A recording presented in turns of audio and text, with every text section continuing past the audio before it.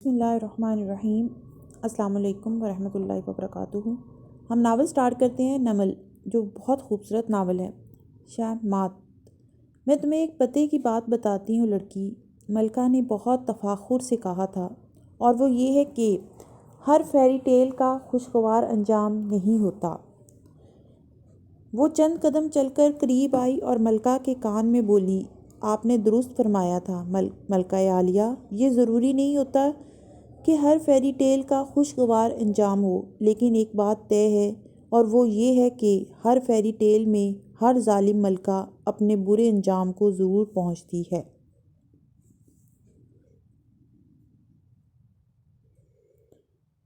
صبح کی نیلی روشنی سارے میں پھیل رہی تھی۔ اس پرتعیش ڈائننگ روم کی کھڑکیوں سے نیلاہٹ سے ڈھکا لان نظر آتا تھا، جس میں پرندوں کے بولنے کی آوازیں کسی مدھر نغمے کی مانند گونج رہی تھیں۔ ڈرائنگ روم میں وہی تینوں ملازم احمر اور سعدی کو بٹھا کر ان کو گھورتے ہوئے باہر نکل گئے تھے، اور اب وہ دونوں وہاں تنہا تھے۔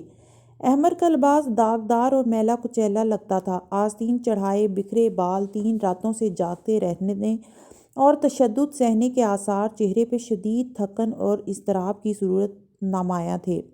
سعدی بھی تھکا ہوا تھا، مگر احمر کی نسبت کافی بہتر تھا، اور چوکنا سا بیٹھا ارد گرد کا جائزہ لے رہا تھا۔ پلان کیا ہے؟ تھکے تھکے بیزار سے احمر نے قریب ہو کر سرگوشی کی۔ پلان ہے تو آیا ہوں نا، ورنہ اتنا اچھا نہیں ہو کہ کسی کے لیے یوں خطرے میں کود پڑوں۔ بار بار کے ایک ہی سوال سے وہ بھی اکتایا۔ احمر نے سر دونوں ہاتھوں میں تھام لیا، اسے شدید پریشانی ہو رہی تھی، سر الگ پھٹ رہا تھا۔ چوکھٹ پہ آہٹ ہوئی تو وہ دونوں چونکے، پھر بے اختیار کھڑے ہو گئے۔ صاحبزادی صاحبہ سامنے سے چلتی آ رہی تھیں، قیمتی چادر سلیقے سے سر پہ اوڑھے، ایسے کہ بالوں کا ہیئر سٹائل، کانوں کے بندے اور گردن کا زیور صاف دکھائی دے رہا تھا۔ آخر یہ سیاسی عورتیں دوپٹہ کرتی ہی کیوں ہیں اگر کچھ بھی ڈھکنا نہیں ہوتا؟ وہ شاہانہ سے انداز میں مقابل بڑے صوفے پہ بیٹھی، ٹانگ پہ ٹانگ جمائی، اور تمکنت سے ساتھ کھڑے ملازم کو اشارہ کیا، جس نے وہ سیاہ بیگ میز پر رکھ دیا اور پھر باہر نکل گیا۔ یہ زیورات لے کر میں تمہیں چھوڑ دوں گی، کیا یہی سمجھا تھا تم نے؟ سرمئی آنکھوں میں چبھن لیے احمر کو دیکھا تو اس نے نگاہیں جھکا لیں، شرمندگی سے نہیں، شاید مصلحت سے۔ صاحبزادی صاحبہ نے نظروں کا رخ سعدی کی طرف پھیرا، وہ اسے ہی دیکھ رہا تھا۔ اس کے چہرے پہ سادگی تھی، البتہ آنکھوں میں چمک بھی تھی۔ آپ یہ زیورات رکھ سکتی ہیں، لیکن ہم دونوں کو آپ کو چھوڑنا ہی ہوگا۔ اس نے غور سے سعدی کو سر سے پیر تک دیکھا۔ تم نے اپنی ای میل میں لکھا تھا کہ تم احمر کے فلیٹ میں جا رہے ہو، جہاں میرے آدمی نادانستگی میں تمہیں یرغمال بنا لیں گے، اور چونکہ تم مشہور ہو چکے ہو تو مجھے تمہیں نقصان نہیں پہنچانا چاہیے، بلکہ تمہاری آفر سننی چاہیے۔ بولو، تمہیں کیا کہنا چاہیے؟ احمر کو جانے دیں، حفاظت اور امن سے، اور دوبارہ اس کا کبھی پیچھا نہ کریں۔ وہ سنجیدگی سے شرائط سامنے رکھ رہا تھا۔ احمر نے پوری گردن گھما کر سعدی کو دیکھا۔ پلان کیا تھا آخر؟ وہ دھیرے سے ہنس دی۔ اس کو جانے دوں، جس نے میرے خلاف میڈیا مہم چلائی، مجھے میرے خاندان نے شہر بدر کر دیا، میرا کیریئر ختم ہونے پہ آ گیا، اور تم کہتے ہو کہ میں اس کو جانے دوں؟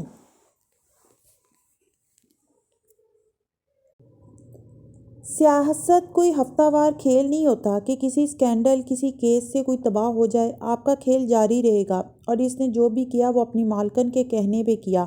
آپ اس کی مالکن سے حساب کیوں نہیں لیتی؟ اگر میں آپ کو اس کی مالکن کا کچھ لا کر دوں تو؟ یہ زیور، یہ وہی مشہور زمانہ زیورات ہیں جو ہارون عبید کی بیوی کے تھے اور غائب ہو گئے تھے۔ یہ اب جواہرات کو چاہیے، ہے نا؟ ان زیورات کے لیے میں تمہارے دوست کو کیوں چھوڑوں گی، جبکہ میں ان کو حاصل کر چکی ہوں؟ اس نے تفاخر سے کندھے اچکائے تھے۔ احمد نے بے چینی سے پہلو بدلا۔ گھامڑ، بک بھی دے، پلان کیا ہے؟ میں نے کہا نا، زیورات آپ رکھ سکتی ہیں، میں ان کی بات نہیں کر رہا۔ وہ احمد کی گھوریوں کو نظر انداز کر رہا تھا۔ پھر مسز کاردار آج کل ہاشم کے زیر عتاب ہیں، اور ہاشم ان سے متنفر ہے۔ وہ اس کا دل دوبارہ جیتنے کی کوشش کر رہی ہیں۔ احمد نے پھر مضطرب سے ہو کر سعدی کو دیکھا۔ یہ سب تو تجھے رات کو میں نے بتایا ہے، بے غیرت، اپنا کیا لایا ہے تو؟ مگر وہ کہہ رہا تھا، وہ اس وقت ہاشم سے ذرا سا بھی بگاڑ لینے کی پوزیشن میں نہیں ہے۔ ان کے ہاتھ میں نہ مال ہے نہ اولاد، وہ بالکل بے بس ہیں۔ تو آپ ان کے تابوت میں آخری کیل ٹھونک دیں۔ صاحبزادی صاحبہ کی بھویں دلچسپی سے اکٹھی ہوئیں۔ اور وہ کیسے؟ آپ کوئی پیشہ ور مجرم ہے نہیں، یہ اپنے ڈرائیور اور مالی ٹائپ لوگوں سے آپ نہ لوگوں کو بلیک میل کر سکتی ہیں، نہ اغوا اور قتل۔ آپ ایک معذرت کے ساتھ ٹیپیکل خاتون ہیں، تو عورتوں والی لڑائی لڑے نا، جو زبان سے لڑی جاتی ہے، طعنوں طنز اور چیخ و پکار کر کے۔ تم کچھ جانتے ہو جواہرات کے بارے میں؟ وہ ذرا آگے کو ہوئی۔ میں یہ جانتا ہوں کہ اس نے کچھ ایسا کیا ہے جو اس کے بیٹوں کو نہیں معلوم، اور اگر پتہ چل گیا تو وہ ان دونوں کو کھو دے گی۔ احمد نے چونک کر اسے دیکھا، وہ بھی مزید دلچسپی سے آگے ہوئی۔ ایسا کیا ہے؟ آپ کے قبیلے کے لوگ اپنے وعدے سے نہیں پھرتے۔ پہلے ہم سے وعدہ کریں کہ اگر میں وہ بتا دوں تو آپ ہمیں جانے دیں گی۔ پھر جلدی سے اضافہ کیا، زندہ سلامت۔ اگر وہ معلومات کسی لائق ہوئی تو ضرور، میرا وعدہ ہے۔ صاحبزادی صاحبہ، سعدی ہلکا سا مسکرایا، ہر معلومات کی اچھی بھلی قیمت ہوتی ہے۔ اگر آپ اپنے وعدے سے پھری تو میں نے غازی کو بھی میل کر دی تھی، وہ ہم دونوں کو ویسے بھی نکلوا لے گا یہاں سے، مگر میں اس تسلی کے ساتھ جانا چاہتا ہوں کہ آپ احمد کو کچھ نہیں کہیں گی دوبارہ۔ چلو، وعدہ کیا، اب بتاؤ۔ کمرے میں چند لمحے کی خاموشی چھا گئی۔ احمد کا دل زور زور سے دھک دھک کرنے لگا، وہ جانتا تھا سعدی کیا کہنے جا رہا ہے۔ جواہرات کاردار نے اپنے شوہر کا قتل کیا ہے، ہاشم اور نوشیروان کے باپ اورنگزیب کاردار کا۔ لمحے بھر کو کمرے میں ہوا کے ساتھ سانسیں بھی ساکن ہو گئیں۔ اور اس کے بیٹے نہیں جانتے؟ وہ سانس روکے بولی۔ نہیں۔ وہ دونوں ایک ساتھ بولے اور حیرت سے ایک دوسرے کو دیکھا۔ دوسرا کیسے جانتا تھا؟ دونوں نے سوچا۔ صاحبزادی صاحبہ کی آنکھوں میں ایسی چمک ابھری جو میز پر رکھے زیورات سے زیادہ آنکھیں چندھیا دینے والی تھی۔ باتور خان، اس نے جذبات سے مخمور آواز میں زور سے آواز لگائی۔ ملازم بھاگتا ہوا آیا۔ ناشتہ تیار کرواؤ اور پھر گاڑی لگواؤ، ہمارے مہمان ناشتے کے بعد واپس چلے جائیں گے، تب تک میں ان سے کچھ بات کر لوں۔ خوشگوار موڈ میں اس کو ہاتھ سے جانے کا اشارہ کیا۔ وہ مؤدب ہو کر پلٹ گیا۔ اب وہ مسکراتے ہوئے ان دونوں کی طرف متوجہ ہوئیں۔ کیا ثبوت ہے اس کا؟ ثابت تو نہیں کرنا آپ نے عدالت میں، صرف اس کے بیٹوں کو بتانا ہے، آگے جواہرات کا چہرہ بتا دے گا کہ وہی قاتل ہے۔ سعدی نے اطمینان سے کہا تو احمد نے جلدی سے اضافہ کیا، مگر ہم آپ کو وہ واقعات بتا سکتے ہیں جو اس قتل کے آس پاس یا اس کی وجہ سے ہوئے۔ آپ ان کا ذکر کریں گی ہاشم کے سامنے، وہ مان جائے گا۔ گڈ۔ وہ مسکرا کے پیچھے ہوئی۔ میں سن رہی ہوں، تم بولتے جاؤ۔ 1.5 گھنٹے بعد جب صبح پوری طرح روشن اور چمکدار ہو چکی تھی، وہ دونوں احمد کی ہوئی فلیٹ بلڈنگ کے سامنے کھڑے تھے، اور جو کار ان کو عزت و اکرام سے ادھر چھوڑ کے آئی تھی وہ اب زن سے آگے بڑھ گئی تھی۔ احمد اس کی طرف گھوما اور ایک دم غصے سے اسے دیکھا۔ اب جواہرات سے کیسے بچیں گے ہم؟ ان کا اتنا بڑا راز کھول دیا ہے تم نے، میں کبھی بھی ان کو اس طرح دغا نہیں دے سکتا تھا۔ اوہ بالکل، تم ان کو لوٹ سکتے ہو، ان کا مال لے کر بھاگ سکتے ہو، مگر ان کو دغا نہیں دے سکتے۔ ٹھیک ٹھیک، بک بک نہ کرو۔ اس نے بالوں میں انگلیاں پھیری اور جیسے اضطراب کم کرنا چاہا۔ اب میں جواہرات کا کیا کروں؟ جیسے کہ میں جانتا ہی نہیں کہ تم یہاں سے بھاگ جاؤ گے، ویسے ایسے موقعوں پہ جان بچانے والے کا شکریہ ادا کیا جاتا ہے، سعدی نے قدرے خفگی سے یاد دلایا۔ احمد کے تنے اعصاب ڈھیلے پڑے، ہلکی سی مسکراہٹ چہرے پہ امڑ آئی۔ شکریہ، اب کیا کچھ کھلاؤں تمہیں؟ صحیح والا ناشتہ، نہ کہ وہ خوف والا ماحول جیسا ناشتہ۔ جھرجھری لیتے اس نے جیب میں ہاتھ رکھا۔ جو والیٹ انہوں نے تمہارا واپس کیا تھا احمد، وہ تمہاری اس پاکٹ میں نہیں ہے بلکہ دوسری میں ہے۔ احمد کا ہاتھ رک گیا، مگر مسکراہٹ گہری ہو گئی۔ تم بدل گئے ہو پیزا بوائے۔ وہ بھی سادگی سے مسکرایا تھا۔ دونوں اس خوشگوار صبح میں کھلے آسمان تلے عمارت کے سامنے کھڑے تھے۔ پھر تم یہاں سے بھاگ رہے ہو یا نہیں؟ سعدی نے پوچھ ہی لیا تھا۔ وہ جوتے سے زمین کو مسلتا سر جھکائے بولا، There are 3 ways for a person of despair. The first is to die, the second is to lie, and the last is to be reborn. اور پھر ٹھہر کے بولا، ولیم شیکسپیئر۔ سعدی نے مسکرا کے اس بات میں سر ہلایا۔ میں سمجھ گیا، اپنا خیال رکھنا، اب میں چلتا ہوں۔ احمد نے اس کا شانہ جواباً تھپ تھپایا، مسکرا کے بولا، تم بھی شادی کر لینا۔ وہ الوداعی ملاقات کسی بھی جذباتی سین کے بغیر ختم ہوئی اور وہ دونوں محض گلے ملے، پھر ہاتھ ملایا اور سعدی پارکنگ ایریے کی طرف بڑھ گیا۔ اپنی کار میں آ کر بیٹھا تو دیکھا موبائل زوں زوں کر رہا تھا۔ امی میں آ رہا ہوں گھر، اور نہیں، میں نے کورٹ میرج نہیں کر لی، آپ بے فکر رہیں۔ کار سٹارٹ کرتے ہوئے خوشگوار سے انداز میں بولا تھا، مگر دوسری طرف کے الفاظ سن کر وہ دھک سے رہ گیا۔ زمر؟ کیا ہوا زمر کو؟ کس ہاسپٹل میں؟ ہسپتال کا وہ کمرہ خاموش سرد سا لگتا تھا۔ میز پر رکھے تازہ پھولوں نے کی خوشبو نے مگر اسے معطر کر رکھا تھا۔ یہ پھول حنین لائی تھی اور خود جانے کہاں گم ہو گئی تھی۔ کمرے میں ان دونوں کے سوا اس وقت کوئی نہیں تھا۔ وہ یوں چت لیٹی تھی کہ سرہانے سے بیڈ اٹھا ہوا تھا۔ سو تکیوں پہ رکھا سر اونچا دکھائی دیتا تھا۔ ہاتھ پہلو میں رکھے تھے اور ان پہ نالیاں لگی تھیں۔ چند ایک خراشیں، گلا خراب، بخار، شاک، اس سے زیادہ اسے کچھ بھی نہیں ہوا تھا۔ وہ دیکھنے میں ذرا زرد مگر پرسکون نظر آ رہی تھی۔ بیڈ پہ اس کے قریب بیٹھا اسے دیکھتا فارس تھکا تھکا سا چہرہ لیے اس کا ہاتھ دونوں ہاتھوں میں تھامے فکر مندی سے اسے دیکھ رہا تھا۔ زمر، پھر نرمی سے پکارا۔ زمر نے نظریں پھولوں سے ہٹا کر اس کی طرف موڑی، ملائمت سے مسکرائی، بولی کچھ نہیں۔ شادی کی سالگرہ مبارک ہو۔ جانے کس دل سے اس نے کہا اور وہ بھی کس دل سے مسکرائی تھی۔ تم ٹھیک ہو؟ وہ رات والے لباس میں تھا۔ آستین نے اسی طرح چڑھا رکھی تھی۔ چہرے پہ تھکن سے زیادہ فکر تھی۔ ہوں۔ اس نے لیٹے لیٹے سر کو ذرا سی جنبش دی۔ میں بہت ڈر گیا تھا، مجھے لگا میں تمہیں کھو دوں گا۔ وہ اسی طرح اسے دیکھے گئی، بولی کچھ نہیں، لبوں پہ مسکراہٹ برقرار رہی۔ تم بھی ڈر گئی تھی؟ ہوں۔ اس نے پھر سے سر کو خم دیا۔ اب ذہنی طور پر کیسا محسوس کر رہی ہو؟ فارس نے بات کرنے کی ایک اور کوشش کی۔ اس نے ساتھ ہی ذرا سے شانے اچکائے، گویا ٹھیک ہوں کہہ رہی ہو۔ فارس کی بے چینی بڑھتی جا رہی تھی۔ تمہاری آواز تو ٹھیک ہے نا؟ کیا گلا بیٹھ گیا ہے؟ تمہیں بہت چلانا پڑا ہوگا، ہے نا؟ اس نے دھیرے سے نفی میں سر ہلایا۔ جانے وہ تین میں سے کس بات کا جواب تھا؟ وہ خاموش ہو گیا۔ چند لمحے فضا میں خاموشی پھولوں کی مہک سے لپٹی ساکن کھڑی رہی۔ وہ بار بار لب کھولتا پھر ٹھہر جاتا۔ وہ ایسا کیا کہے کہ آگے سے وہ کچھ بولے، کوئی بات کرے، کچھ بولو، کچھ تو کہو۔ اسی طرح خاموش رہی۔ اسے زمر کو شاک سے نکالنا تھا، کچھ تو اسے خود کہنا پڑے گا۔ مجھے تمہیں کچھ بتانا تھا، بہت پہلے بتا دینا چاہیے تھا مگر نہیں بتا سکا۔ کل رات مجھے پہلے سے زیادہ یہ بات محسوس ہونے لگی تھی۔ وہ اب کے نظریں جھکا کر بولا تھا۔ تکیے پہ سر رکھے لیٹی زمر اسی سادگی سے اسے دیکھے گئی۔ مسز کاردار نے صرف تمہاری کڈنی رپورٹ میں رد و بدل نہیں کیا تھا، وہ تمہاری منگنی توڑوا کر تمہیں ڈیمیج بنانا چاہتی تھیں تاکہ تم میرے خلاف گواہی دو، اسی لیے انہوں نے۔ اس نے سر جھٹکا۔ وہ سب ایک جھوٹ تھا کہ تم ماں نہیں بن سکو گی، کہ تمہاری کبھی فیملی نہیں ہو سکے گی۔ تمہاری فیملی ہوگی زمر، ہماری فیملی ہو سکتی ہے زمر۔ وہ اب بھی نظریں جھکائے ہوئے تھا۔ مجھے یہ بات تب معلوم ہوئی جب ہم نے زندگی ابھی شروع کی تھی، اسی لیے میں نے تمہارے ڈاکٹر کو پیٹا تھا، اور میں شاید تمہیں بتا بھی دیتا مگر اسی رات سادی قید سے بھاگ نکلا تھا۔ مجھے لگا ابھی اپنے بارے میں نہیں سوچنا چاہیے۔ پھر بعد میں نے کافی عرصہ تمہیں یہ سب نہیں بتایا کیونکہ میں نہیں چاہتا تھا کہ تم ایک خاندان بنانے کی آرزو میں اپنی صحت داؤ پہ لگاؤ۔ یہ ممکن ہے مگر مشکل ہے، اور میں تمہیں خطرے میں نہیں ڈالنا چاہتا تھا۔ I am sorry. مجھے یہ سب نہیں چھپانا چاہیے تھا مگر میں نے وہی کیا جو مجھے تمہارے لیے بہتر لگا۔ اس نے نظریں اٹھائیں تو اسے اسی طرح دیکھ رہی تھی، نرمی اور ملائمت سے، مسکراتے ہوئے۔ اسے شک سا گزرا، تم جانتی تھی؟ اس نے سچائی سے نفی میں سر ہلایا۔ وہ نہیں جانتی تھی مگر جان کر بھی کوئی تاثر نہیں دیا تھا۔ فارس نے گہری سانس لی۔ تمہیں برا لگا میرا تم سے چھپانا؟ اس نے پھر نفی میں گردن کو جنبش دی۔ فارس نے بے چینی سے پہلو بدلا۔ کچھ تو بولو زمر، کوئی تو بات کرو، کل رات کی کوئی بات کہو، کچھ کہو، مجھے تکلیف ہو رہی ہے۔ وہ چند لمحے اسے دیکھتی رہی پھر دھیرے سے لب کھولے۔ قانون شہادت میں وہ کون سا آرٹیکل ہے جس کے تحت میاں بیوی کو ایک دوسرے کے خلاف گواہی دینے کے لیے مجبور نہیں کیا جا سکتا؟ اس کی آواز صاف تھی۔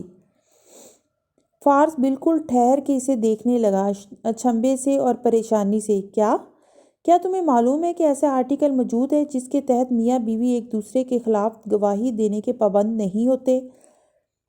فارس نے تحیر سے نفی میں سر ہلایا تو زمر نے مسکرا کے اس بات میں گردن ہلائی۔ دیکھا، میں تمہیں جانتی ہوں۔ میرا خیال ہے تم آرام کرو، میں آپا اور حنین کو دیکھتا ہوں۔ وہ الجھا ہوا سا اس کا ہاتھ چھوڑ کے کھڑا ہو گیا۔ زمر نے اطمینان سے آنکھیں بند کر لیں۔ وہ ذہنی طور پہ ٹھیک نہیں ہے۔ باہر آ کر وہ حنا کے ساتھ آ رکا اور دھیرے سے بولا، مجھ سے قانون شہادت کے آرٹیکلز کا پوچھ رہی ہے؟ استغفر اللہ۔ ہیں؟ حنا کی آنکھیں پوری کھل گئیں۔ پھر اسے افسوس ہوا، اس ساری ٹریجڈی میں قانون شہادت کو لانے کا کیا مطلب تھا؟ یقیناً وہ ذہنی طور پر شدید ہل کر رہ گئی تھی۔ تم لوگ اس سے اب ایسی کوئی بات نہ کرو۔ ندرت ان دونوں کو ٹوکتی اندر بڑھ گئی۔ اسی پل دوسری جانب سے سادی آتا دکھائی دیا۔ فارس اور حنین جو سرگوشی میں بات کر رہے تھے اس کو دیکھ کر اسی جانب گھوم گئے۔ اس کے چہرے پہ ہوائیاں اڑ رہی تھیں۔ زمر ٹھیک ہے نا؟ وہ تو ٹھیک ہے، تم کیسے ہو؟ اور یہ کیا ای میل کی ہے تم نے مجھے؟ وہ برہمی سے بولا۔ احمد مشکل میں تھا، ساری تفصیل بتاتا ہوں، پہلے میں زمر سے مل لوں، پریشانی سے کہتا وہ دور جاتی ندرت کے پیچھے لپکا۔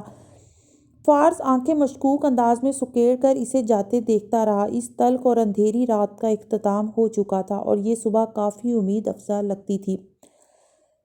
قصرِ کاردار پہ عجیب سی مردونی سی چھائی ہوئی تھی۔ صبح طلوع ہو چکی تھی اور ملازم نئے سرے سے اس محل کو سجانے سنوارنے میں لگ گئے، مگر کوئی عجیب ویرانی اور ہولناکی سی تھی جو در و دیوار سے ٹپکتی محسوس ہوتی تھی۔ ایسے میں جواہرات شب خوابی کے لباس میں ملبوس لاؤنج کی کرسی پہ تمکنت سے بیٹھی اخبار سامنے پھیلائے ہوئے مطالعے میں منہمک تھی۔ تبھی دروازہ زور سے کھلا تو اس نے اینک کے پیچھے سے نگاہیں اٹھا کے دیکھا۔ وہ دروازہ واپس دے مار کے شیرو اندر آیا تھا۔ چال میں عجیب سی لڑکھڑاہٹ تھی، رات کا ملگجا لباس اور سرخ آنکھیں، بکھرے بال۔ جواہرات نے ناپسندیدگی سے اسے دیکھا۔ تم ساری رات سے کدھر تھے اور کیا منہ دھونے کا وقت بھی نہیں ملا تھا؟ وہ جو چلتا جا رہا تھا آواز پہ رکا اور سرخ آنکھیں گھما کر تنفر سے اسے دیکھا۔ کیا آپ کے بڑے بیٹے نے بتایا نہیں کہ اس نے کیا کیا ہے؟ جواہرات نے چونک کر اخبار نیچے کیا۔ ہاشم کیا ہوا؟ وہ ٹھیک تو ہے؟ بھائی نے ممی زمر کو ہوٹل کی لفٹ میں بند کر دیا تاکہ وہ مر جائے۔ وہ درد سے، تنفر سے، غصے سے دبی آواز میں گرایا تو وہ سکتے میں آ گئی۔ مگر وہ مری نہیں، فارس نے اسے بچا لیا۔ تو پتہ ہے بھائی نے کیا کیا؟ آبی کو، آبدار کو مار دیا اپنے ہاتھوں سے، اس کو میرے سامنے مار دیا۔ آبدار مر گئی ممی؟ اس کی آنکھوں سے آنسو نکل کے چہرے پہ لڑک گئے۔ جواہرات سن سی بیٹھی رہ گئی۔ آبدار مر گئی؟ اس نے بے یقینی سے دہرایا۔ وہ اب دھڑا دھڑ سیڑھیاں چڑھتا اوپر جا رہا تھا، مگر ملکہ ابھی تک برف بنی بیٹھی تھی۔ موڑ چال میں شام اتری تو گھر کی رونقیں پھر سے جاگ اٹھیں۔ زمر ڈسچارج ہو کر آ گئی تھی اور اپنے کمرے میں صوفے پہ پیر اوپر کر کے بیٹھی تھی۔ بیڈ پہ لیٹے رہنا اسے گوارا نہیں تھا۔ بال آدھے بندھے تھے اور ناک سرخ لگتی تھی۔ پانی میں پڑے رہنے کے باعث اسے بخار اور فلو ہو گیا تھا۔ سو ہاتھ میں ٹیشو بھی پکڑ رکھا تھا، البتہ چہرے پہ بس مسکراہٹ تھی۔ بالکل ساتھ بڑے ابا کی ویل چیئر رکھی تھی اور وہ فکر مندی سے اس کی طرف جھکے اس سے چھوٹے چھوٹے سوال پوچھ رہے تھے اور وہ ہلکی سی آواز میں جواب دے رہی تھی۔ کسی نے کسی سے کچھ نہیں چھپایا سوائے ملازموں کے۔ سبھی جان گئے تھے کہ گزشتہ رات کیا ہوا تھا۔ آخر یہ ہاشم کب ہماری جان چھوڑے گا؟ ابا نے نم آواز میں اس سے پوچھا تھا۔ یہ سب کب ختم ہوگا؟ زمر نے گہری سانس لے کر ہلکے سے کندھے اچکائے۔ پتہ نہیں زمر۔ حنا دروازے سے اندر آئی۔ زمر نے سر اٹھا کے مسکرا کے اسے دیکھا۔ وہ قدرے جھجک کر داخل ہو رہی تھی، دونوں ہاتھوں میں ایک سی ڈی پکڑ رکھی تھی، پریشان، مرجھائی ہوئی لگتی تھی۔ صرف ہاشم نہیں اور بھی لوگ شامل تھے اس میں، مثلاً وہ شہرین۔ اس کی آواز برہمی سے ذرا کانپی۔ اس کا بھی تو کچھ کرنا ہوگا۔ چھوڑو حنین، زمر نے سر جھٹکا، مگر اس نے وہ سی ڈی اس کی طرف بڑھائی۔ یہ شہری کی ویڈیو ہے جو احمد نے دی تھی بہت پہلے۔ بڑے ابا کی موجودگی کے باعث اس نے آنکھوں سے اشارہ کیا۔ کارڈ گیم کلب والی ویڈیو۔ آپ اس کو شہری کے خلاف؟ زمر نے سی ڈی اس کے ہاتھ سے لی اور کھٹ کے ساتھ اس کے 2 ٹکڑے کر دیے۔ حنین کچھ بول نہیں سکی۔ انتقام کا چکر کبھی ختم نہیں ہوتا حنا، چھوڑ دو، جانے دو۔ اس نے دونوں ٹکڑے بے نیازی سے میز پر ڈال دیے اور حنین نے چہرہ جھکا لیا۔ چند لمحے تینوں کے درمیان خاموشی چھائی رہی، پھر حنا نے آنکھیں اٹھائیں۔ آپ کچھ بات تو کریں، گویا شکایت کی۔ زمر چند لمحے اسے دیکھتی رہی۔ تمہاری آنکھیں اب کیسی ہیں؟ میری آنکھیں؟ آپریٹ ہوئی تھی نا، لیزر سرجری، اینک اتارنے کو اب نظر ٹھیک آتا ہے؟ جج جی۔ ایک عجیب حیران سی نظر اس پہ ڈالی اور میں آتی ہوں کہہ کر باہر نکل گئی۔ کچن کے کھلے دروازے سے دیکھا تو فارس اور صادق کھڑے نظر آ رہے تھے۔ وہ تیزی سے اس طرف آئی۔ زمر کو واقعی کچھ ہو گیا، عجیب باتیں کرنے لگی ہے۔ وہ فکر مندی سے بولی تھی مگر وہ دونوں متوجہ نہیں تھے۔ حنا نے ان کے تاثرات دیکھے۔ آپ لوگ زمر کی فکر کریں نہ کہ مسز جواہرات کی۔ مار دیا انہوں نے اپنے شوہر کو، اب قصہ ختم کریں ان کا۔ صبح سے وہ ساری کتھا سن کر وہ بیزار ہو گئی تھی۔ ہم اس بات کو زیادہ اچھے طریقے سے استعمال کر سکتے تھے۔ کاؤنٹر سے ٹیک لگائے کھڑا فارس افسوس سے بولا تھا، ساتھ ہی بار بار نفی میں سر ہلاتا، پھر صادق کو گھورتا۔ اگر تم مجھے وقت پہ بتا دیتے۔ جیسے آپ تو کبھی کچھ چھپاتے ہی نہیں ہیں۔ زیادہ بک بک مت کرو، ان کے اپنے مسئلے تھے۔ اندر کمرے میں ابا زمر سے سوال کر رہے تھے، تم اتنی چپ چپ کیوں ہو؟ کیونکہ میں ہمیشہ بولتی ہی رہتی ہوں ابا، وہ مدھم آواز میں بولی تھی۔ آوازیں ہوا کی لہروں پہ اوپر اٹھتی ہیں، دائیں بائیں بکھرتی ہیں، پانی میں دب جاتی ہیں۔ اتنا سارا پانی دیکھا ہے میں نے کہ میں اب بولنا، لڑنا جھگڑنا نہیں چاہتی۔ وہ زخمی سا مسکرائی۔ میں سکون صلح صفائی سے رہنا چاہتی ہوں، مجھے ہر بات کے 100 جواب نہیں دینے، مجھے بحث نہیں کرنی۔ بہت گزار لی زندگی لڑتے جھگڑتے بحث کرتے، اب میں تھک گئی ہوں، میں سکون چاہتی ہوں۔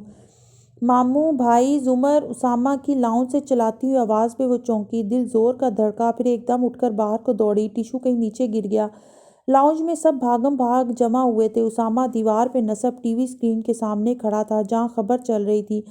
نیوز کاسٹر بول رہی تھی، تصویریں چمک رہی تھیں، مگر اسامہ سکتے سے صرف ایک ہی بات دہرا رہا تھا۔ آبدار عبید ڈوب کر مر گئی۔ لاؤنج میں سناٹا چھا گیا۔ زمر نے کرب سے آنکھیں بند کی اور بدق صوفے پہ بیٹھتی ہی چلی گئی۔ حنین نے لبوں پہ ہاتھ رکھ لیا۔ سعدی نے پریشانی سے کچھ بڑبڑاتے جلدی سے موبائل نکالا اور فارس۔ وہ خالی خالی نظروں سے اسکرین کو دیکھ رہا تھا۔ وہ ڈوب کر مری تھی، وہ پانی میں مری تھی، وہ آبدار تھی، پانی سے بنی، کانچ سے بنی۔ وہ اسکرین کو دیکھ رہا تھا اور اس کی رنگت سفید پڑتی جا رہی تھی۔ 2 دن بعد ہارون عبید کی رہائش گاہ کے سبزہ زار پہ گزشتہ 2 روز سے عجیب سناٹا چھایا تھا۔ سارے پرندے سہم کر اڑ گئے تھے، مور اپنے پنجروں میں دبک کر بیٹھے تھے، جانور ساری ساری رات عجیب سی آوازیں نکالتے تھے، اور ایک سفید ایرانی بلی تھی جو درد سے چلاتی سارے میں بلائی بلائی پھرتی تھی، ہر شے پہ جھپٹتی، ہر کونا سونگھتی، مگر قرار کہیں نہ تھا۔ اس وقت بھی وہ سیڑھیاں پھلانگ کر اوپر بھاگتی آتی دکھائی دے رہی تھی۔ راہداری عبور کی اور اسٹڈی کے کھلے دروازے کے سامنے جا رکی۔ درد سے عجیب آوازیں نکالتی وہ وہیں ڈور میٹ پہ بیٹھ گئی اور سر اپنی خال میں چھپا دیا۔ اسٹڈی میں نئی اندھیر تھا۔ ہارون عبید آرام دہ کرسی پہ ٹیک لگائے بیٹھے تھے۔ 2 انگلیوں میں سگار دبا تھا جس سے دھوئیں کے مرگولے اڑ اڑ کر فضا میں گم ہو رہے تھے۔ سارے میں سفید دھواں سا بھرا محسوس ہوتا تھا۔ ان کا لباس بے داغ، کلف لگا، نفیس سا تھا، بال شیپ سب بنے تھے، بس چہرے پہ گہری ویرانی تھی، آنکھوں میں خالی پن تھا۔ ایسا درد دل کو کاٹتا تھا جو نہ کبھی پہلے محسوس ہوا تھا، نہ کبھی محسوس کرنا چاہا تھا۔ میز پر ایک فوٹو فریم رکھا تھا جس میں سرخ رومال سر پہ باندھے مسکراتی ہوئی لڑکی نظر آ رہی تھی۔ ہارون کی ویران نظریں اس شفاف چہرے پہ جمی تھیں۔ درد بڑھتا ہی جا رہا تھا۔ ساتھ رکھا موبائل زوں زوں کرنے لگا تو وہ گہری سانس لے کر سیدھے ہوئے، سگار ایش ٹرے میں ڈالا اور کھنگھار کے خود کو کمپوز کیا، پھر فون کان سے لگایا۔ تمہاری بیٹی کا مجھے بہت افسوس ہے، جواہرات کی چہکتی ہوئی آواز سنائی دی۔ جنازے میں سرسری ملاقات ہو سکی تم سے؟ تفصیل سے بات ہی نہیں ہو پائی، سوچا چوٹ ذرا ٹھنڈی پڑ جائے تو کال کروں گی۔ سن رہا ہوں، بولو۔ ان کی آنکھیں سرخ ہوئیں۔ ظاہر ہے میں نہیں بولنا ہے کیونکہ تم ہر لحاظ سے سننے کی پوزیشن میں ہو۔ میں جانتا ہوں یہ سب تمہارے بیٹے نے کیا ہے۔ ان کی آواز کانپی۔ کیوں خود کو تھکا رہے ہو؟ یہ ظاہر کرنے کے لیے کہ تمہیں اپنی بیٹی سے بہت محبت تھی۔ ہم دونوں جانتے ہیں کہ تم اسے استعمال کرنا چاہتے تھے۔ اس کے گارڈز میں اضافہ بھی اس لیے کیا تھا کہ کوئی اس کو تمہاری کمزوری سمجھ کر تمہارے خلاف استعمال نہ کر سکے۔ تم اس کے ذریعے ہماری دولت اور طاقت میں شراکت چاہتے تھے اور یوسف کے ذریعے ہمیں تباہ کرنا چاہتے تھے۔ یہ دونوں کام تم خود کرنے کی اہلیت نہیں رکھتے۔ اس لیے وہ رکی، سانس لی۔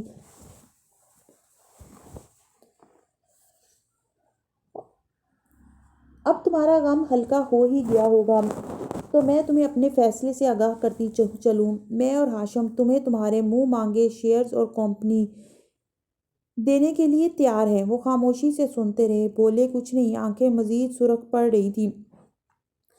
تم ایک سیاست دان ہو ہارون، اور سیاست دانوں کی طاقت کے لیے ہوس کبھی ختم نہیں ہوتی۔ تم ہم سے بگاڑ کر کبھی ترقی نہیں کر سکو گے، اور ہمارے وہ دوست جن کے پیسے کو وزیرستان سے آگے جانے کے لیے ہماری مدد چاہیے ہوتی ہے، ان کو کبھی اچھا نہیں لگے گا اگر تم اور ہم آپس میں بگاڑ لیں۔ تو یوں کرو، ہمارے گھر آ جاؤ، آج ہی ہم ڈیل کر لیتے ہیں۔ مجھے ہر چیز کاغذات پہ چاہیے، بلکہ بلیک اینڈ وائٹ میں، اور زرنگار کے زیورات بھی۔ وہ سرد مہری سے بولے تھے، وہ بھی مل جائیں گے، مگر شیئرز اور دوسرے اثاثہ جات کی بات پہلے ہوگی۔ میں لنچ پہ انتظار کر رہی ہوں، خوشگوار سے انداز میں کہہ کر اس نے فون بند کیا تو ہارون نے موبائل بیزاری سے میز پر ڈال دیا اور آنکھیں میچ لیں۔ قصرِ کاردار میں واپس آؤ تو ہاشم کے کمرے کے پردے بند پڑے تھے اور وہ رف سی جینز ٹی شرٹ میں ملبوس صوفے پہ ٹانگ جمائے بیٹھا تھا۔ دوپہر کے باوجود اندھیرا لگتا تھا، مگر ہاشم کا ویران چہرہ، بڑی شیو، بکھرے بال، سب ٹیبل لیمپس کی زرد روشنی میں نظر آ رہے تھے۔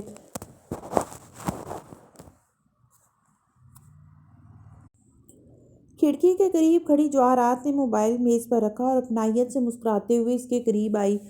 وہ سنجیدگی سے سامنے دیکھتا رہا، اسپاٹ سرد سا۔ جواہرات نے اس کے کندھے پہ ہاتھ رکھا اور نرمی سے دبایا۔ میں تمہیں سمجھ سکتی ہوں، میں تمہارے ساتھ ہوں، تھینکس۔ اس کے چہرے پہ چھائی سرد برف میں دراڑ پڑی۔ اب کیسا محسوس کر رہے ہو؟ 2 دن سے کمرے سے نہیں نکلے؟ ٹھیک ہوں ممی، وہ دھیرے سے بولا۔ تمہیں گلٹ ہے؟ وہ نرمی سے کہتی اس کے ساتھ بیٹھی۔ نہیں، مجھے کوئی افسوس نہیں ہے، میں نے جو کیا ٹھیک کیا۔ وہ گردن کڑا کے بولا تھا۔ وہ اب جو بھی مجھے دکھ دے گا میں اس کو اپنے ہاتھوں سے عبرتناک شکست دوں گا۔ اس کی آنکھوں میں آگ کی لپٹیں سی اٹھ رہی تھیں۔ جواہرات مسکرائی۔ گڈ، امید ہے اب تم مجھے سمجھ سکو گے۔ میں نے خاور اور سعدی کی موت کا حکم نامہ اس لیے جاری کیا تھا کیونکہ میں تمہیں مزید تکلیف سے بچانا چاہتی تھی۔ اگر وہ دونوں مر گئے ہوتے تو اس دن کی نوبت نہ آتی۔ ہاشم نے محض سر کو خم دیا، بولا کچھ نہیں۔ جواہرات غور سے اس کے تاثرات دیکھ رہی تھی۔ اسے تسلی ہوئی۔ سرد دیوار پگھل رہی تھی۔ کل سے میں تمہارے ساتھ آفس آؤں گی۔ ان کاغذات کو واپس لے لو۔ ہارون سے متعلق بہت سے معاملات مجھے ہی سنبھالنے ہوں گے۔ ملکہ کو اپنا تخت واپس مل گیا تھا۔ ولی عہد نے اس بات میں سر ہلا دیا، پھر اسے دیکھا۔ ہارون کیا مجھے یوں ہی جانے دے گا؟ وہ ذرا سا حیران تھا۔ جواہرات بے اختیار کھلکھلا کر ہنس دی۔ اس کی گوری رنگت میں گلابیاں سی کھل گئیں۔ ارے تم نے کیا سمجھ رکھا ہے کہ ہر انسان کو اپنی اولاد سے اتنی محبت ہوتی ہے جتنی مجھے ہے؟ نہیں ہاشم، ہر طاقتور، ہر وہ دولت مند انسان اپنی اولاد کی میری طرح پرستش نہیں کرتا۔ ہم اس کے غم کا مداوع کریں گے تو وہ ہمارے سامنے آواز تک نہیں نکال سکے گا۔ اور پھر جو بھی ہو، تمہاری ماں، اس کا ہاتھ دونوں ہاتھوں میں لے کر دبایا، تمہارے ساتھ ہے۔ ہاشم نے اب کے نرمی سے شکریہ کہا تھا۔ وہ پہلے سے بہتر نظر آ رہا تھا اور جواہرات کسی ایسی فیری ٹیل ملکہ کی طرح لگ رہی تھی جو کسی نوجوان خوبصورت لڑکی کا خون پینے کے بعد پھر سے جوان ہو جاتی ہے۔ سائڈ ٹیبل پہ رکھا ابھی تک گیلا محسوس ہوتا سرخ رومال اسی خاموشی سے وہاں پڑا رہا۔ سورج سوا نیزے پہ تھا اور فورڈلی ایور آفٹر کی اونچی کھڑکیاں دھوپ سے چمک رہی تھیں۔ پارکنگ لاٹ میں کار روک کر فارس باہر نکلا تو سنجیدہ سا دکھائی دیتا تھا۔ بھوری شرٹ پہنے، بال تازہ چھوٹے کٹے تھے، بھویں بھینچے وہ دروازہ لاک کر رہا تھا جب نوشیروان اس کے قریب جا رکا۔ وہ احساس ہونے پر پلٹا۔ اس سے نگاہ ملی تو خاموشی سے واپس مڑ کے کار کا لاک پھر سے چیک کرنے لگا۔ آبدار مر گئی فارس۔ شیرو کے الفاظ ٹوٹے ہوئے تھے مگر حلیہ آج ٹھیک تھا۔ وہ ڈریس شرٹ اور کوٹ میں ملبوس تھا اور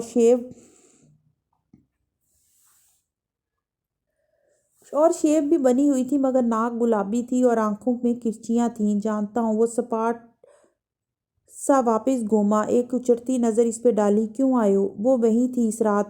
میں نے لفٹ کا بتایا تمہیں، مگر اس نے الزام اپنے سر لے لیا۔ ہاشم بھائی نے میرے سامنے اس کو مار دیا۔ تم کیوں آئے ہو؟ وہ دھوپ کے باعث آنکھیں چھوٹی کر کے اسے دیکھ رہا تھا۔ نوشیروان نے زکام زدہ انداز میں ناک سے سانس اندر کھینچی۔ خیر، اس نے سر جھٹکا۔ ہماری ڈیل کا کیا؟ تم نے وعدہ کیا تھا کیس واپس لوگے۔ اچھا، مجھے ایسا کوئی وعدہ یاد نہیں۔ کیا؟ شیرو کا دماغ دھک سے اڑ گیا۔ میں نے کہا تھا سعدی سے کہوں گا کہ تمہیں معاف کر دے۔ وہ میں کہنے کی کوشش کروں گا جب عدالت تمہیں سزا سنا دے گی تب۔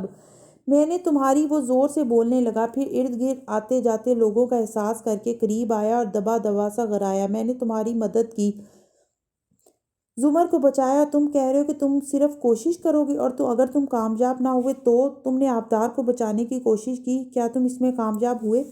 وہ تندھی سے بولا تھا۔ شیرو لمحے بھر کو کچھ کہہ بھی نہ سکا۔ اور میرے ہاتھ میں نہیں تھا، اور یہ میرے ہاتھ میں نہیں ہے، وہ رکھائی سے کہتا پلٹ گیا مگر نوشیروان تیزی سے اس کے سامنے آیا۔ میرے خلاف کیس واپس لے لو، مجھے باعزت بری ہونے دو۔ میں ملک چھوڑ کر چلا جاؤں گا، نئی زندگی شروع کر لوں گا، اور میں آبدار کے قتل کیس میں گواہی دینے کو بھی تیار ہوں۔ میں نے خود ہاشم بھائی کو اسے مارتے دیکھا ہے۔ فاس نے افسوس اور ترہم سے اسے دیکھا۔ ہمیشہ اپنا ہی سوچتے ہو تم۔ جو بھائی تمہیں بچانے کے لیے سب کر رہا ہے، اس کے خلاف کھڑے ہونے کو تیار ہو؟ واہ! مگر آبدار کے قتل کیس میں تم لوگوں کو اس سے بڑی گواہی کہاں سے ملے گی؟ کون سا قتل کیس؟ کہاں کا کیس؟ ہم کوئی کیس نہیں کر رہے کسی پہ۔ ہم آبدار کی فیملی نہیں ہیں۔ جو کیس ہوگا وہ اس کا باپ کرے گا، ہم نہیں کر سکتے، اس لیے میرا وقت ضائع نہ کرو۔ میں نے کہا نا، میں سعدی سے بات کروں گا، آگے اس کی مرضی۔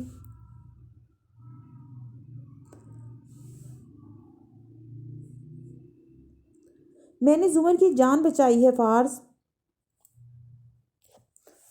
یہ مت بھولو کہ وہ اس سب کا شکار بھی تمہاری وجہ سے ہوئی تھی، کوئی احسان نہیں کیا تم نے اس پر، اور یہاں سے چلتے بنو، تمہارے بھائی کے ہرکاروں نے دیکھ لیا تو تمہاری جان لے لے گا۔ اور ایک سرد مہر نظر اس پہ ڈال کر وہ آگے بڑھ گیا۔ نوشیروان دبے دبے غصے سے اسے دیکھتا رہ گیا۔ وہ نہیں سمجھ سکتا تھا کہ فارس بے حس نہیں ہے، وہ ڈسٹرب ہے۔ اور قصر کاردار کے ڈائننگ ہال میں اشتہا انگیز مہک پھیلی تھی۔ طویل میز انواع اقسام کے طعام سے سجی تھی۔ سربراہی کرسی پہ بیٹھی جواہرات دائیں ہاتھ براجمان ہارون کی طرف کاغذ بڑھا رہی تھی، جنہیں وہ انہماک سے پڑھنے لگے تھے۔ پھر مقابل بیٹھے، شیب بنائے، بال جمائے تازہ دم سے ہاشم نے قلم ہارون کی طرف بڑھایا تو انہوں نے اسے تھامتے ہوئے گہری نظر اس پر ڈالی، پھر دستخط کر دیے۔ وکلاء نے اٹھ کر ہاتھ ملائے، جواہرات نے مبارکباد دی، اور ہاشم نے فاتحانہ نگاہوں سے ہارون کو دیکھتے ہوئے ہاتھ بڑھایا، جسے انہوں نے بدک مسکرا کے تھاما۔ سارے سودے طے ہو گئے، سارے حساب ختم ہو گئے، اور ملکہ اپنی سربراہی کرسی پہ لوٹ آئی تھی۔ کیا زندگی اس سے بھی زیادہ حسین ہو سکتی تھی؟ جواہرات نے سوچا تھا۔ جس کو فلک نے لوٹ کے ماویران کر دیا، ہم رہنے والے ہیں اسی اجڑے دیار کے۔ نوشیروان کے جانے کے بعد فارس کچھ دیر فورڈلی ایور آفٹر کے کاؤنٹر پہ بے مقصد حساب کتاب چیک کرتا رہا، پھر باہر نکل آیا۔ وہ خاموش تھا، چہرہ سپاٹ بالکل تھا، سکوت، جیسے سناٹا ہو۔ وہ اسی خاموشی سے کار میں بیٹھا اور اسے بے مقصد سڑکوں پہ دوڑاتا گیا۔ تارکول کی گرم دہکتی سڑکیں، ساتھ سے بھاگتے درخت، اور زندگی بھی پیچھے کو بھاگنے لگی۔ زرتاشا کے قتل کو 2 دن ہوئے تھے شاید۔ وہ اب روز زمر کی خیریت پوچھنے جانے لگا تھا، بار بار۔ وہ صرف یہ جاننا چاہتا تھا کہ اس روز وہ اور زرتاشا وہاں کیا کر رہی تھی۔ جب زمر ہوش میں نہ آئی اور اسے کوئی جواب نہ مل پایا تو وہ دوسرے رشتہ داروں سے جواب مانگنے لگا۔ اس کی دوستیں، گھر والے، کسی کو کچھ بتایا ہوگا زرتاشا نے، مگر کوئی بھی باخبر نہ تھا۔ سفید دھند آنکھوں سے ہٹی تو اس کی ساری حسیات جاگنے لگیں۔ وہ زرتاشا کی موت کا سراغ لگا کر رہے گا، یہ تو طے تھا، مگر کہاں سے اور کیسے؟ اس نے زرتاشا کا کمرہ کھنگالا، ہر شے تلپٹ کر دی، اور تب بھی اس کو ڈریسنگ ٹیبل کی دراز سے وہ سی ڈی ملی۔ وہ ہاشم کی بیٹی کی سالگرہ کی مووی تھی۔ وہ کیپشن پڑھ کر رکھ ہی رہا تھا، مگر یوں ہی باکس کھولا تو اندر ایک پیلا پوسٹ اٹ نوٹ لگا تھا۔ زرتاشا کی عادت تھی، گھر میں ہر جگہ، بالخصوص فریج پر، پیلے نوٹس لگا کر رکھتی تھی۔ گروسری میں کیا لانا ہے، کس کی سالگرہ آنے والی ہے، یہ بھی اس نے لگایا تھا۔ وہ ٹھہر کر دیکھنے لگا۔ اس میں وہ 2 مختلف نمبرز لکھے تھے، 2 اوقات، دونوں کے درمیان تقریباً 2 گھنٹے کا وقفہ تھا۔ وہ مووی اٹھا لایا اور اسے لیپ ٹاپ میں لگا کر دیکھنے لگا۔ وہ پارٹی کے ہی اوقات کار تھے۔ ویڈیو کے کونے میں وقت لکھا آ رہا تھا۔ اس نے متعلقہ وقت تک ویڈیو فارورڈ کی، وہ لاؤنج کا منظر تھا۔ اس نے دوسرے وقت تک فارورڈ کی، وہ بھی لاؤنج کا منظر تھا۔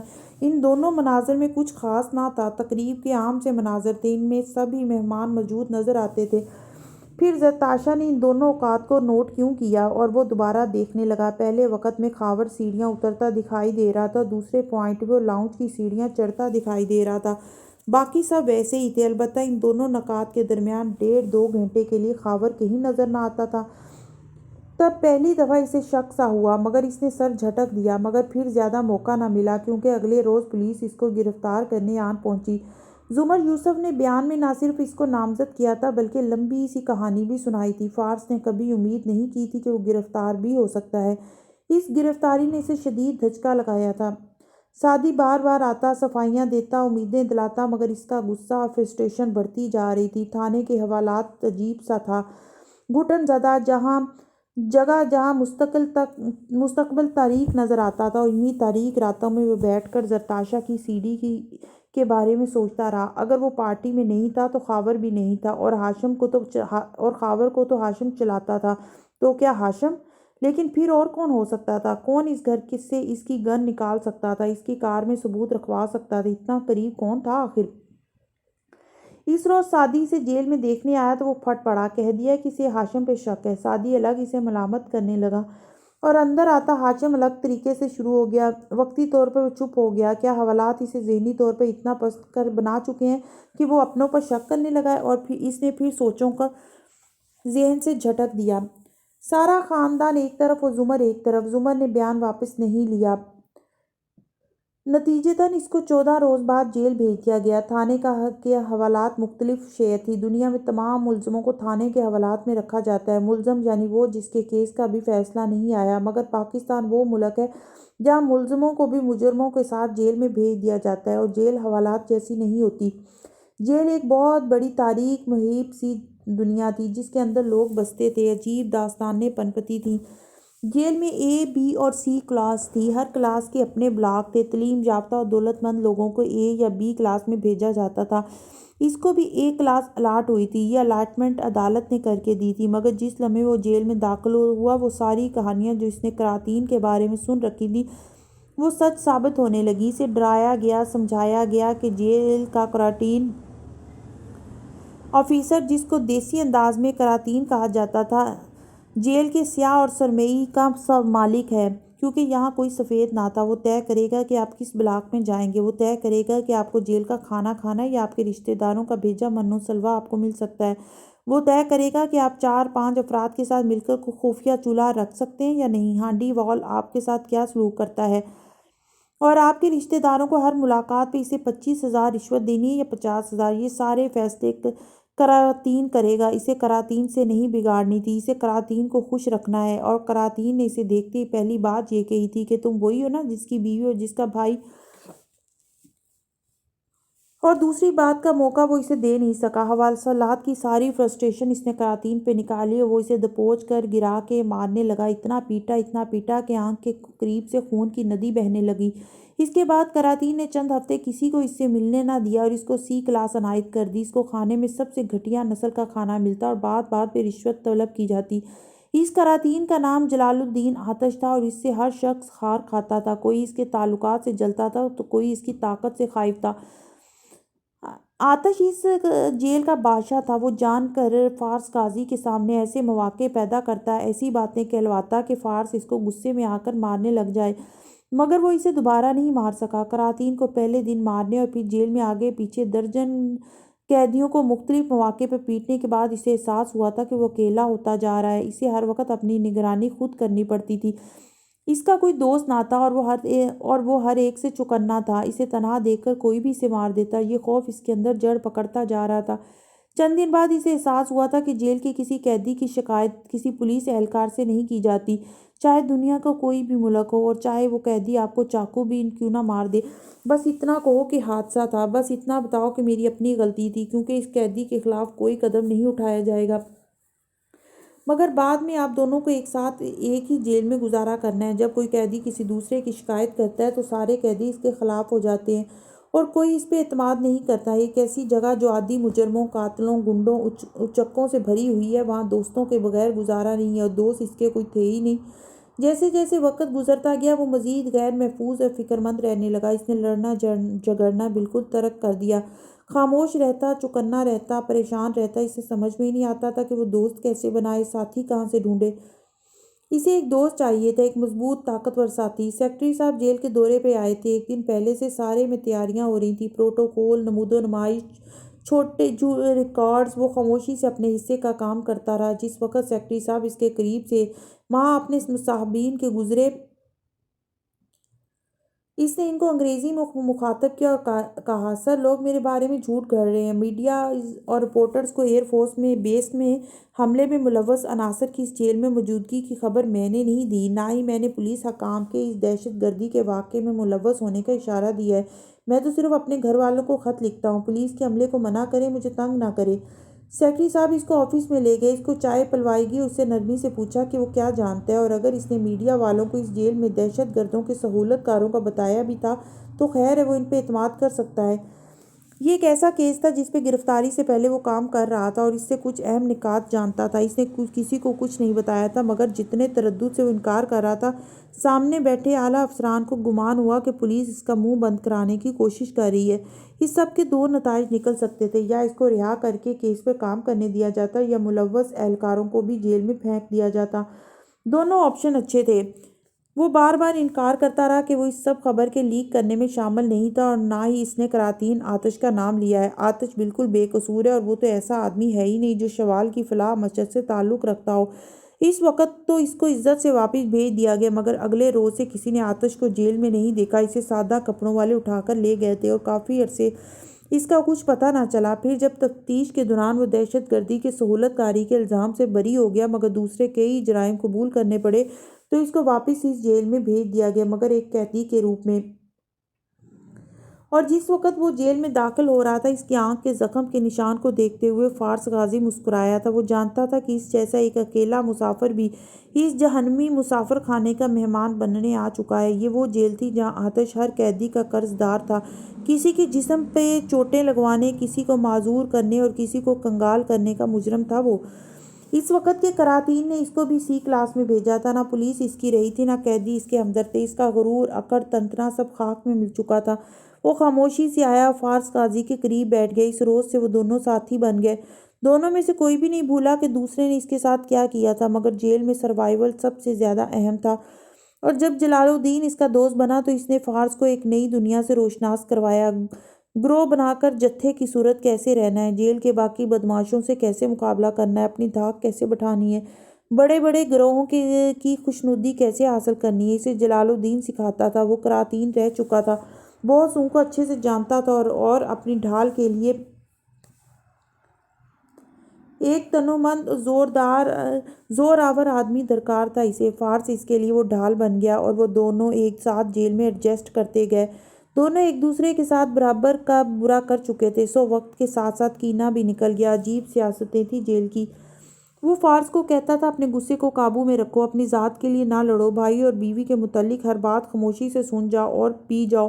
انسان کا ذہن تب کھلتا ہے جب وہ غصے کو مہار ڈالنا سیکھ لیتا ہے۔ مگر وہ آگے سے کہتا تھا کہ وہ انتقام ضرور لے گا۔ وقت گزرنے کے ساتھ ساتھ جلال الدین کو اس سے ہمدردی ہوتی گئی۔ وہ پولیس میں رہ چکا تھا، ASP سرمد شاہ سمیت بہت سے لوگوں کو جانتا تھا۔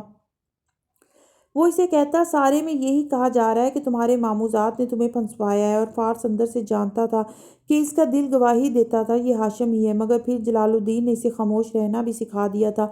جب ایک دن سعدی سے پوچھنے آیا کہ وہ مشتبہ افراد کی فہرست دے جو زرتاشا وارث کے قتل میں ملوث ہو سکتے ہیں، تو اس نے ہاشم کا نام نہیں لیا۔ وہ ہاشم کا راز نہیں کھولنا چاہتا تھا، اسے پہلے باہر نکلنا تھا، پھر جلال الدین کی توسط سے بنے دوستوں کو استعمال کر کے اپنا انتقام پورا کرنا تھا۔ پھر ساری دنیا جان ہی لے گی کہ اصل مجرم کون تھا، مگر ابھی نہیں۔ 4 سال اس جیل میں گزارنے کے بعد وہ وہاں کا عادی ہو چکا تھا۔ جب نکلنے لگا تو محسوس ہوا ایک زیادہ بڑی جیل میں جا رہا ہے۔ اس روز جلال الدین نے اسے کہا تھا کہ اب چونکہ وہ اس سے ہمدردی کرنے لگا ہے تو اس کو ایک نصیحت کرے گا، اور وہ یہ کہ وہ انتقام چھوڑ دے، اور اگر لینا ہی ہے تو اسے 2 قبریں کھودنی پڑیں گی۔ فارس غازی کے پاس انتخاب کا وہ آخری موقع تھا۔ اس نے 2 قبریں چن لیں۔ کار قبرستان کے قریب روک کر چند لمحے وہ خالی خالی نظروں سے دور نظر آتی قبروں کو دیکھتا رہا۔ یہیں آبدار کو دفن کیا گیا تھا۔ وہ ایک دفعہ بھی ادھر نہیں آ سکا تھا، کیونکہ دور اندر وہ یہ جانتا تھا کہ ہاشم کے بعد اگر کوئی اس کی موت کا ذمہ دار تھا تو وہ خود تھا۔ زمر ان گزرے 3 دنوں میں بار بار نرمی سے اسے کہتی رہی کہ وہ گلٹی محسوس نہ کرے، اس میں اس کا کوئی قصور نہیں تھا، مگر وہ جانتا تھا جس کارما سے وہ دور اندر ڈرتا آیا تھا، یہ اس کی پہلی قسط تھی۔ وہ باہر نہیں نکلا تھا، شیشہ اوپر چڑھایا اور ایکسیلیٹر پہ دباؤ بڑھاتے ہوئے کار آگے بڑھا دی۔ چہرہ ابھی تک سنجیدہ اور سپاٹ سا تھا۔ آج بھی عدالتی احاطے میں ویسا ہی رش تھا جیسا وہ پچھلے کئی ماہ سے دیکھتے آ رہے تھے۔ گرمی اور حبس میں اضافہ ہو رہا تھا۔ زمر سب سے تاخیر پہنچ رہی تھی، اور اس کے اندازے کے مطابق باقی سب اس وقت کورٹ روم کے باہر پہنچ چکے تھے۔ وہ گھڑی دیکھتی راہداری میں آگے بڑھتی جا رہی تھی۔ سینے سے فائلز لگا رکھی تھیں، گھنگریالے بال آدھے باندھ رکھے تھے، اور سن گلاسز ماتھے پر ٹکی تھی۔ چہرہ سنجیدہ مگر پرسکون نظر آتا تھا۔ ایک موڑ مڑی تو بے اختیار ٹھٹکی۔ سامنے نوشیروان کھڑا تھا اور اسی کو دیکھ رہا تھا۔ دونوں آمنے سامنے رک گئے۔ زمر نے ساتھ موجود دونوں وکلا کو آگے جانے کا اشارہ کیا، اور خود گہری سانس لے کر فرصت سے شیرو کی طرف متوجہ ہوئی۔ آپ کو اپنے وکیل کی غیر موجودگی میں مجھ سے بات کیسی ہیں آپ؟ اس نے سنجیدگی سے پوچھا تو زمر نے لب بھینچ لیے، پھر اثبات میں سر کو خم دیا۔ ذرا سا مسکرائی، ٹھیک ہوں۔ مسکراتی بھوری آنکھوں کو اس کے چہرے پہ جمائے وہ آتن گال سے ٹکراتی لٹ انگلی پہ لپیٹنے لگی، اور اس سب کا بھی تھینک یو جو آپ نے میرے لیے کیا۔ اچھا؟ وہ تلخی سے ہنس دیا۔ مجھے لگا آپ لوگ ایکنالج تک نہیں کریں گے۔ میں ایکنالج کر رہی ہوں، اس لیے کہہ رہی ہوں تھینک یو۔ اور کیا کوئی میرے خلاف کیس واپس لینے کا سوچے گا بھی؟ نہیں نوشیروان۔ زمر نے گہری سانس باہر کو خارج کی۔ آپ نے میرے اوپر ایک احسان کیا ہے، احسان کا بدلہ احسان کے سوا کچھ نہیں ہوتا۔ میں آپ کے ساتھ ایک اچھے مشورے کی صورت بھلائی کرنا چاہوں گی۔ آج سے ہاشم کو اپنے گواہ پیش کرنے ہوں گے، مگر اس سے پہلے جج صاحب آپ کو کٹہرے میں بلائیں گے۔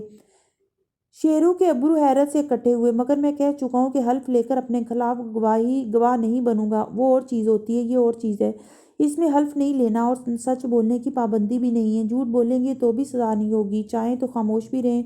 جج صاحب کو اختیار ہوگا کہ آپ سے چند سوالات پوچھیں اپنی کنفیوژن کلیئر کرنے کے لیے، اور آپ کے جوابات حتیٰ کہ آپ کی خاموشی سے بھی وہ نتائج اخذ کر سکتے ہیں۔ میرا مشورہ یہ ہے کہ آپ سچ بول دیں، یہ آپ کی اپنے ساتھ سب سے بڑی بھلائی ہوگی۔ سچ بولا تو مجھے پھانسی ہو جائے گی۔ وہ دبا دبا سا گرایا۔ آپ کا دن اچھا گزرے۔ وہ ساتھ سے نکل کر چلی گئی۔ کورٹ روم کے باہر ہاشم کھڑا موبائل پہ ٹیکسٹ کر رہا تھا۔ ساتھ چند دوسرے افراد کے ہمراہ حلیمہ بھی کھڑی تھی۔ دفتر حلیمہ ہاشم کے قریب آئی اور آہستہ سے بولی، میرے اوپر جرح مسز زمر کریں گی، کیونکہ 5 روز پہلے جب اچانک پیشی ملتوی ہو گئی تھی اور اس دن میں گواہی نہیں دے سکی تھی تو آپ نے کہا تھا کہ مسز زمر اب مجھے کراس نہیں کر سکیں گی۔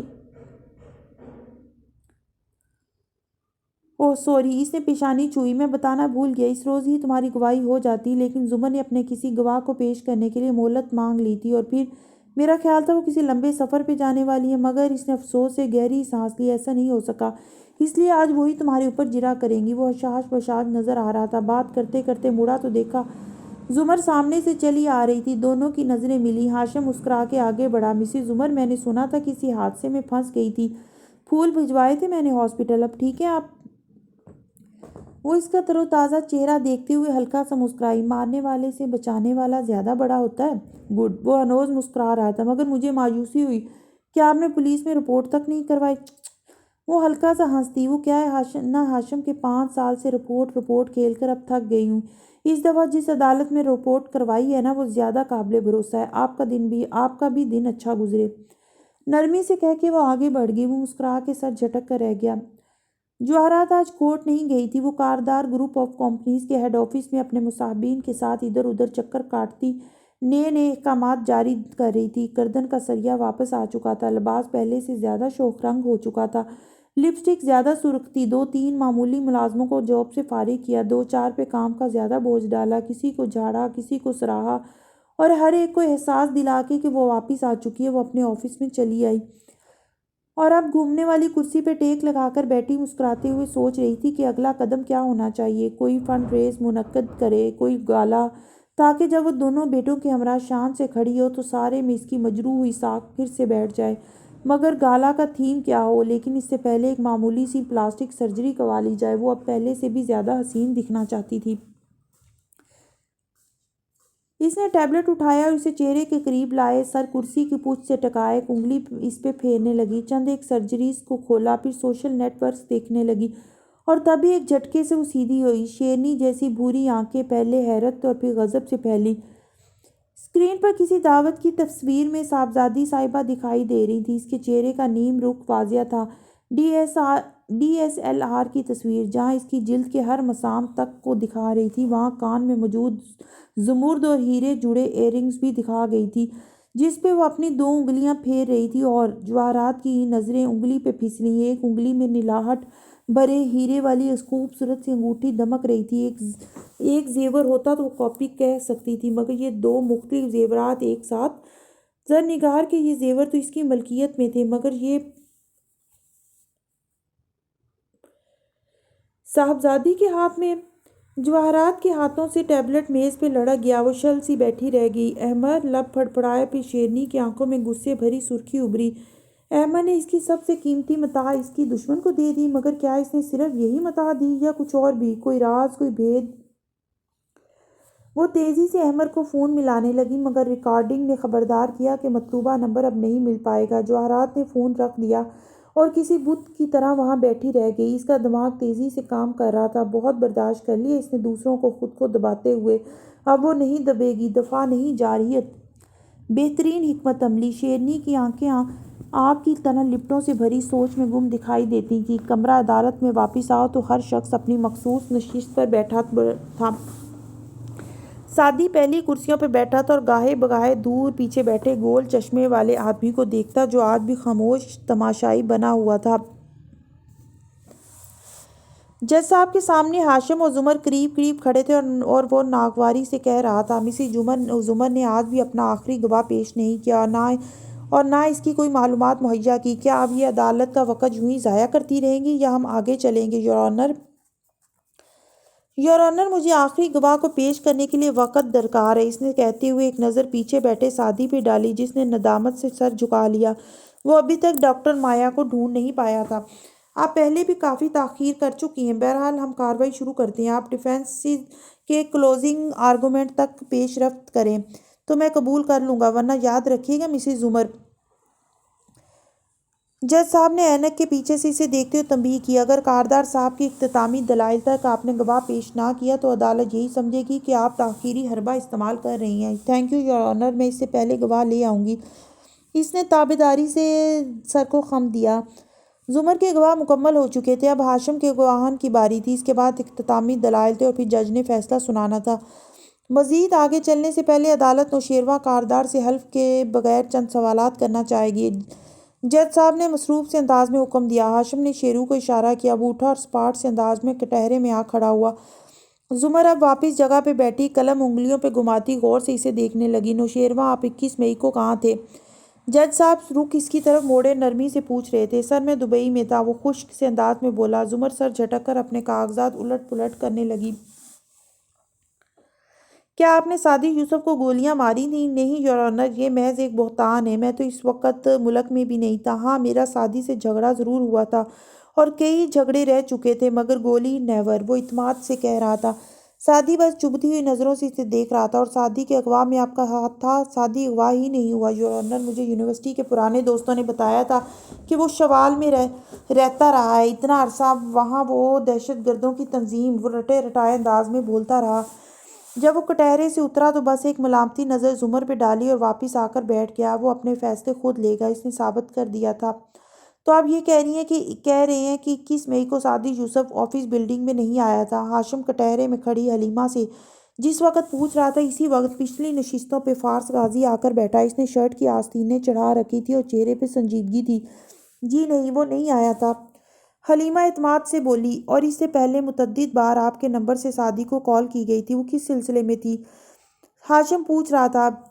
سونیا کی پارٹی میں سعدی سے میری ملاقات ہوئی تھی، وہ چاہتا تھا کہ میں اس کی ملاقات اپنے ایک انکل سے کرواؤں جو ملٹری انٹیلیجنس میں کام کرتے ہیں اور آج کل شوال میں تعینات ہیں۔ تو آپ وہ کالز مجھ سے اپائنٹمنٹ لینے کے لیے نہیں کر رہی تھی جیسا کہ سعدی نے کہا، بلکہ معاملہ شوال کا تھا۔ شوال ایک ایسا علاقہ ہے جو ضرب عضب کے باوجود آج بھی دہشت گردوں کی جنت ہے، اور میڈیا رپورٹس کے برعکس وہاں طالبان کا مکمل کنٹرول ہے۔ جی، انکل سے رابطہ نہیں ہو پا رہا تھا اور جب ہوا تو انہوں نے ملنے سے انکار کر دیا۔ یہی بتانے کے لیے سعدی کو کال کی تھی۔ انہوں نے الٹا مجھے بھی اپنے کیس کا حصہ بنا دیا، وہ نہ خوشی بلکہ پورے اعتماد سے کہہ رہی تھی۔ ہاشم نے مڑ کر ایک مسکراتی نظر سعدی پہ ڈالی اور پھر یور وٹنس کہتا ہوا واپس اپنی جگہ پہ آ گیا۔ زمر نشست سے اٹھی تو پیچھے بیٹھے فارس نے پہلو بدلا، اس کے چہرے پہ فکرمندی نظر آتی تھی۔ زمر جرا کیسے کرے گی؟ اور کیا اس ذہنی حالت میں وہ حلیمہ پہ کردار کش تابڑ توڑ حملے ٹھیک سے کر پائے گی؟ کہیں وہ غصے میں ٹیمپر لوز کر کے سب خراب نہ کر دے؟ زمر چھوٹے چھوٹے قدم اٹھاتی ہاتھ میں چند کاغذ پکڑے کٹہرے کے بالکل سامنے جا کھڑی ہوئی۔ حلیمہ نے پورے اعتماد سے اس کی آنکھوں میں دیکھا، گویا وہ تیار تھی۔ صبح ہاشم نے اس کی مٹھی میں چند کافی بینز ڈالے تھے اور پھر اسے مٹھی بند کرنے کو کہا، یہ تمہارا سرمایہ ہے، جرا میں وکیل تمہاری مٹھی خالی کروانے کی کوشش کرے گا، مگر تم نے کوشش کرنی ہے کہ کم سے کم دانے گنیں اور زیادہ سے زیادہ تمہارے پاس محفوظ رہیں۔ اور اس مثال سے وہ سمجھ گئی تھی۔ تھینک یو حلیمہ، عدالت کے ساتھ تعاون کرنے کے لیے، مسکرا کر گویا ہوئی۔ چمکدار بھوری آنکھیں حلیمہ پہ جمی تھیں۔ مگر مجھے آپ سے ایک گلہ بھی ہے۔ حلیمہ اس نرمی کی توقع نہیں کر رہی تھی، قدرے تذبذب سے بولی، جی یہ سچ ہے نا کہ میں نے آپ کو متعدد بار کالز کی اور ملنے کی کوشش کی تاکہ آپ سے آپ کی طرف کی کہانی سن لوں، کیونکہ ابھی تک تو مجھے صرف سعدی یوسف کی طرف کی کہانی معلوم ہے، مگر آپ مجھ سے نہیں ملی؟ یہ میرا قانونی حق ہے میم، وہ گردن کڑا کے بولی۔ آف کورس یہ آپ کا حق ہے۔ ارے نہیں، آپ غلط سمجھی، آپ کا حق سلب کرنے کی بات نہیں کر رہی، بلکہ وہ یاد کر کے ہلکا سا ہنسی۔ ایک کیس میں خود جب گواہ پیش ہوئی تھی فارس غازی کے خلاف، تو میں نے بھی مخالف وکیل سے بات کرنے سے یا ملنے سے انکار کر دیا تھا۔ میں آپ کی پوزیشن سمجھ سکتی ہوں، اور مجھے کبھی اچھا نہیں لگتا کہ ہم کسی لڑکی کو اس کٹہرے میں لا کر کھڑا کریں، اس لیے میں چاہوں گی کہ آپ بالکل کمفرٹیبل ہو جائیں، بس آپ کو میرے چند سوالات کے جواب دینے اور پھر آپ جا سکیں گی۔ حلیمہ نے دھیرے سے اس بات میں سر ہلایا۔ زمر کے پیچھے ہاشم کو دیکھنے کی کوشش کی، مگر زمر نے جیسے اس کی نگاہوں کا رخ دیکھا وہ ذرا دائیں طرف سرکی۔ راستہ بلاک ہو گیا۔ حلیمہ اب ہاشم کو دیکھ نہیں پا رہی تھی۔ مگر یہ تو سچ ہے نا کہ میں پہلی دفعہ آپ سے اس کیس کے بارے میں بات کرنے جا رہی ہوں؟ جی مگر ہاشم کاردار سے کئی گھنٹے تک آپ نے گواہی ڈسکس کر کے تیاری کی ہوگی، تو آپ برا تو نہیں مانیں گی اگر میرے سوالات لمبے ہو جائیں، کیونکہ مجھے پہلے وقت نہیں دیا آپ نے، تو وہ کمی بھی تو پوری کرنی ہے نا، وہ نرمی سے سمجھانے والے انداز میں کہہ رہی تھی۔ حلیمہ نے تھوک نکلی، پھر دائیں طرف ہوئی، مگر زمر اس کے ساتھ اسی طرف سرک گئی۔ راستہ ابھی تک بلاک تھا۔ جی شیور، وہ مجبوراً بولی۔ آپ آبجیکٹ کریں؟ نوشیروان نے بے چینی سے ہاشم کو مخاطب کیا۔ وہ خود بھی قدرے اچنبھے کا شکار لگتا تھا، مگر جواب میں شیرو کو کاٹ کھانے کو دوڑا۔ کس بات پہ؟ کہ وہ شائستگی سے کیوں بات کر رہی ہے؟ اوکے تھینک یو حلیمہ، بس میں آپ کے چند منٹ لوں گی۔ وہ مسکرا کے گویا ہوئی۔ میں نے سنا ہے آپ بہت قابل سیکرٹری ہیں اور بہت جان فشانی سے اپنا کام کرتی ہیں۔ زمر توصیفی انداز میں شروع ہوئی۔ جی، وہ دھیرے سے بولی، اور آپ کبھی بھی چھٹی نہیں کرتی، بیماری کے حالت میں بھی آفس جاتی ہیں۔ جی، وہ کردار پہ حملوں کی تیاری کر کے آئی تھی اور یہاں اس کی تعریف ہو رہی تھی۔ گڈ، تو 21 مئی کو آپ آفس میں ہی تھیں؟ جی، میں سارا دن ڈیسک پہ تھی۔ اور 21 مئی کو نیچے لابی میں کتنے لوگ سارا دن میں آئے تھے؟ میں لابی میں آنے جانے والوں سے ناواقف ہوں، میں صرف ان کا بتا سکتی ہوں جو میرے سامنے لفٹ سے اتر کر ہاشم کاردار کے آفس میں جاتے ہیں۔ یعنی کہ آپ بلڈنگ میں داخل ہونے والے ہر شخص کا حساب نہیں رکھتی، صرف انہی کا حساب رکھتی ہیں جن کو آپ دیکھ سکتی ہیں؟ جی، جن کو آپ دیکھ سکتی ہیں، رائٹ، اس نے زور دیا۔ سب دم سادے سن رہے تھے۔ جی، اور سادی کو آپ نے نہیں دیکھا تھا؟ نہیں، اگر وہ آیا ہوتا تو مجھے پتا ہوتا۔ کیسے پتا ہوتا؟ کیونکہ لفٹ میرے سامنے ہے اور مجھے کراس کر کے ہی کوئی کاردار صاحب کے آفس میں جا سکتا ہے۔ وہ تو سٹاف لفٹ ہے نا۔ زمر نے چند کاغذات اس کے سامنے رکھے جن پہ آفس فوٹوز پرنٹ کی گئی تھیں۔ ایک پرائیویٹ لفٹ بھی تو ہال کے کونے میں ہے اور اس سے کاردار صاحب کے خاص مہمان اترتے ہیں۔ اس کے ایک طرف گلاس وال لگی ہے جو معمولی سی دھندلی ہے۔ کیا یہ ممکن ہے کہ کوئی وہاں سے اترے تو آپ کو کراس کیے بغیر ہی سیدھا کاردار صاحب کے آفس میں چلا جائے؟ حلیمہ لمحے بھر کو چپ ہوئی۔ ہاشم کو دیکھنے کی راہ ہنوز بلاک تھی۔ وہ گلاس بہت معمولی سا دھندلا ہے اور کسی انسان کے کندھوں تک آتا ہے۔ کوئی وہاں سے گزرتا تو اس کا سر نظر آ ہی جاتا۔ چند فٹ دور ہی تو میرا ڈیسک ہے۔ اور آپ کی آنکھیں کیسی ہیں؟ سوری، کیا یہ سچ نہیں ہے مس حلیمہ کہ 20 اپریل کو آپ کی آنکھوں کی لیزر سرجری ہوئی تھی PR کے؟ مگر آپ نے صرف 2 دن کا آف لیا تھا اور تیسرے دن آپ جاب پہ واپس آ گئی تھیں۔ جی، یہ درست ہے۔ اور آپ نے اپنے باس کو نہیں بتایا تھا کہ PR کے بعد آنکھ کھلتی ہی 2 دن بعد ہے اور بصارت دھندلی ہوتی ہے؟ کم از کم 4 سے 5 ماہ لگتے ہیں دونوں آنکھوں کی نظر شارپ ہونے میں۔ آپ کا نمبر -4.5 تھا جو کافی کمزور ہے۔ آپ کی نظر واپس آنے میں کم از کم بھی 2 ماہ لگنے تھے۔ حلیمہ نے بے چینی سے اس کے پیچھے دیکھنا چاہا مگر بے سود۔ ہاشم نے کوفت سے پہلو بدلا۔ وہ اعتراض کرتا تو وہ مزید کنفیوز ہو جاتی۔ میری نظر بالکل ٹھیک تھی۔ مگر کیا ان دنوں آپ اسٹرائڈ ڈراپس آنکھوں میں نہیں ڈال رہی تھیں؟ جی مگر، اور آپ نے 5 جون کو اپنے ڈاکٹر کو پوسٹ آپ چیک اپ میں کہا تھا کہ اس ہفتے جب سے آپ نے اسٹرائڈ چھوڑے آپ کی نظر بحال ہونے لگی، یعنی 21 مئی تو اس سے پہلے آیا تھا۔ 21 مئی تک تو آپ ڈاکٹر کے حروف تہجی بورڈ کی آخری 4 سطور نہیں پڑھ سکتی تھی۔ میری نظر ذرا سی کمزور تھی مگر میں سارا کام احسن طریقے سے، آپ کہہ چکی ہیں کہ آپ بیماری میں بھی آ جاتی تھی آفس، تو ان دنوں آپ کو 2 میٹر سے آگے نظر نہیں آ رہا تھا، مگر آپ نے اپنے باس کو نہیں بتایا اور کام کرتی رہیں۔ مگر میں مضطرب ہو کر بولنا چاہ رہی تھی مگر، اور یہ عین ممکن ہے کہ قریباً 12 میٹر دور موجود پرائیویٹ لفٹ سے سادی جب اترا ہو تو آپ نے فاصلے کے باعث اسے پہچانا نہ ہو۔ مگر وہ پرائیویٹ لفٹ سے نہیں اترا تھا، وہ بے چینی سے بولی۔ یعنی وہ سٹاف لفٹ سے اترا تھا؟ وہ تیزی سے بولی۔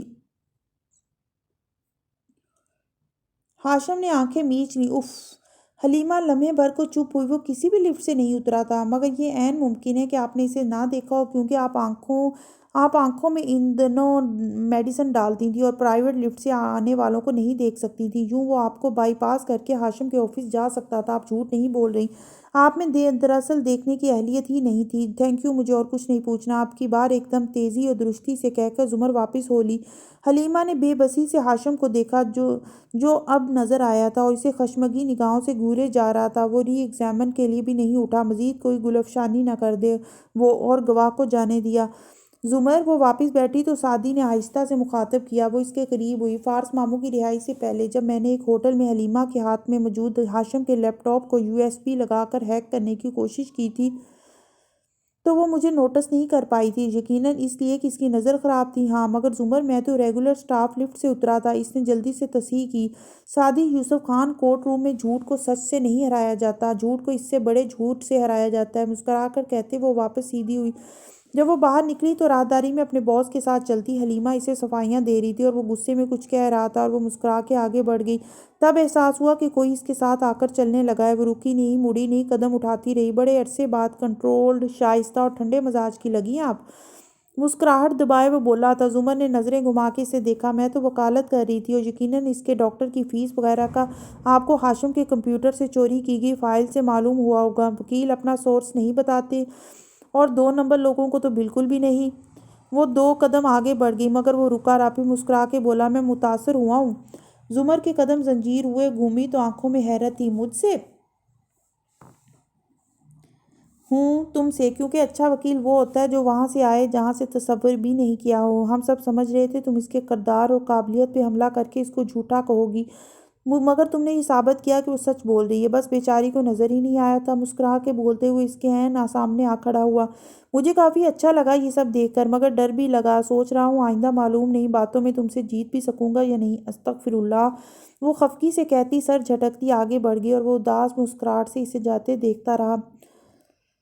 رات شہر پہ اتری تو بلند و بالا عمارتوں کی ساری روشنیاں جگمگا اٹھیں۔ ایسی ایک روشن پرشکوہ عمارت ایک 6 سٹار ہوٹل کی تھی جس کے اندر جاؤ تو لابی میں رنگوں، روشنیوں، خوشبوؤں کا سیلاب امٹ آیا تھا۔ ہنستے ہوئے بے فکر خوبصورت لوگ، ان سب کے درمیان سے گزرتی صاحبزادی صاحبہ جس کے کانوں کے نگینے جگمگا رہے تھے اور انگلیوں کی انگوٹھیاں نگاہیں ٹھہرا کر دیتی تھی۔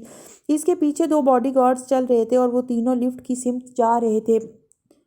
صاحبزادی صاحبہ کی مسکراہٹ ویسی ہی چہرے پہ جمی رہی جب وہ بلائی منزل پہ ایک راہداری سے گزر کے ایک سوئٹ کے باہر آ ٹھہری۔ گارڈز نے دروازہ کھٹکھٹایا تو اگلے ہی لمحے وہ کھل گیا۔ کھولنے والی خود جواہرات تھی، سرخ لباس میں ملبوس، سرخ لپسٹک لگائے اور بالوں کو کل کر کے چہرے کے ایک طرف ڈال رکھا تھا اور مسکرا رہی تھی۔ آپ کو میرے لیے دروازہ خود کھولنا پڑا؟ صاحبزادی صاحبہ طنز سے مسکرائیں۔ چونکہ آپ نے کسی حساس موضوع پہ ملنے کے لیے کہا تھا تو میں نے اپنے سٹاف کو بھیج دیا، آئیے نا، خوش دلی سے کہتے ہوئے اس نے راستہ چھوڑا۔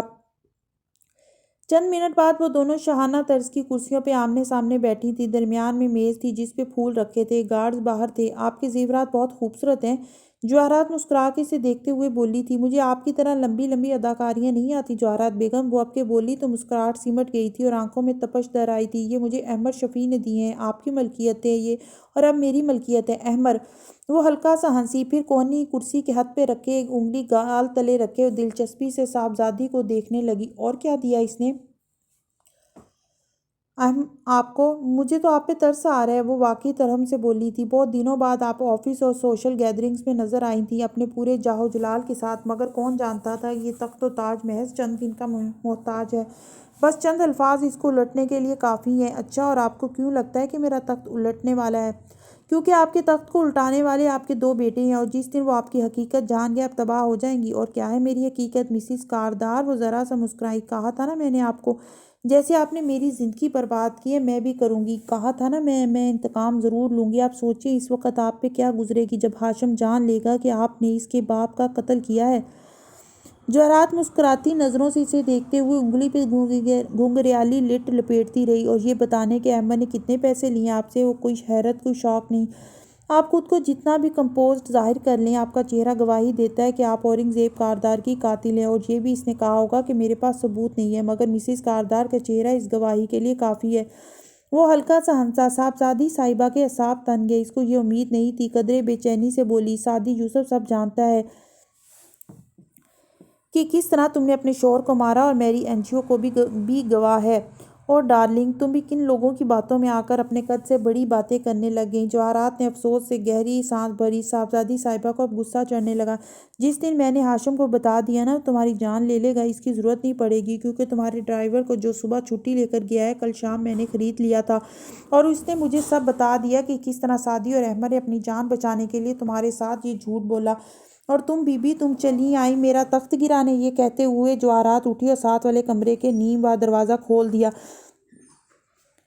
साहबजादी साहिबा ने चौंक कर गर्दन मोड़ी और अगले लम्हे वो सांस तक लेना भूल गई। वहां से वो दोनों अंदर दाखिल हुए थे। हाशिम और नौशेरवा सूट में मलबूस चुभती हुई नस्पाट नजरों से इसे देखते हुए। वो अपनी माँ के दाएं बाएं आ खड़े हुए और जवाहरात मुस्कुराकर कह रही थी,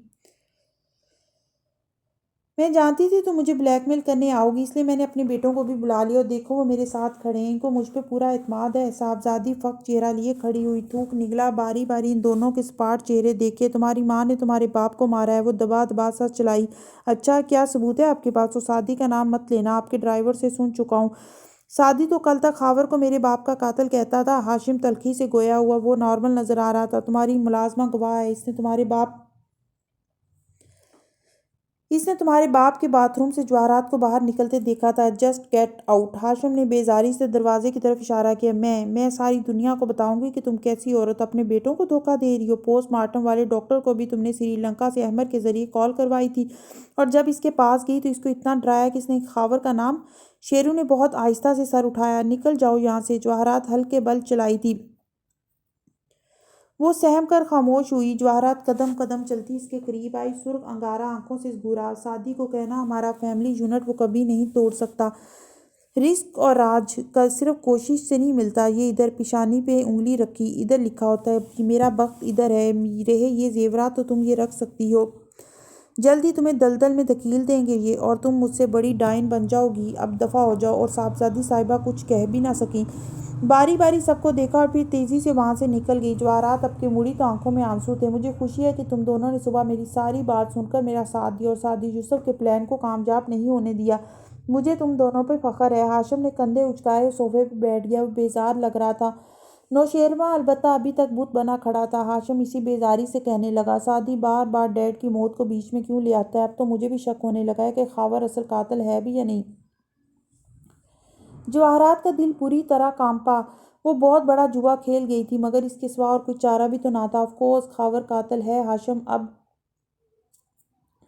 अब मैं या तुम तो कातिल हो नहीं सकते। कहीं तुम भी इसकी बातों में तो नहीं आ गए? ओ न ओ हो नहीं मम्मी, मैं तो बस ये सोच रहा हूँ कि वो अब इस बात को हर जगह इस्तेमाल ना करना शुरू कर दे। और अहमद को कैसे पता डॉक्टर के घर वाली बात? नौशेरवा किसी ख्वाब किसी कैफियत में बोला था। वो दोनों इसे देखने लगे। पोस्टमार्टम करने वाले डॉक्टर के घर रईस में आप और भाई गए थे। अहमद तो तब हमारा मुलाजिम भी नहीं था, तो इसे कैसे पता चला कि आपने डॉक्टर को डराने वाली बातें कही थी?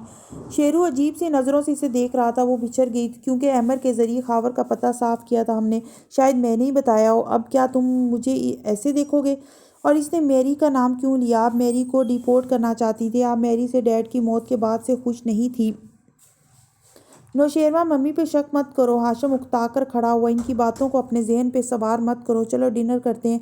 इसने इसका शाना थपथपाया तो शेरू ने सर झटका, जैसे बहुत से ख्यालात भी इस झटके। वो दोनों अपनी अपनी जगह उलझे नजर आते थे, और जवाहरात बज़ाहिर पुरसकून सी अंदर अजीब तूफानों में घिरी थी। साहबजादी के बताने से बेहतर था वो खुद इनको बता दे। ये हिकमत अमली इसका आखिरी ऑप्शन था, आखिरी जुआ। और इसका नतीजा इतना हौसला अफजा नहीं था जितना वो चाहती थी, मगर फिर भी इसके बेटे इसके साथ थे। इसे और क्या चाहिए था?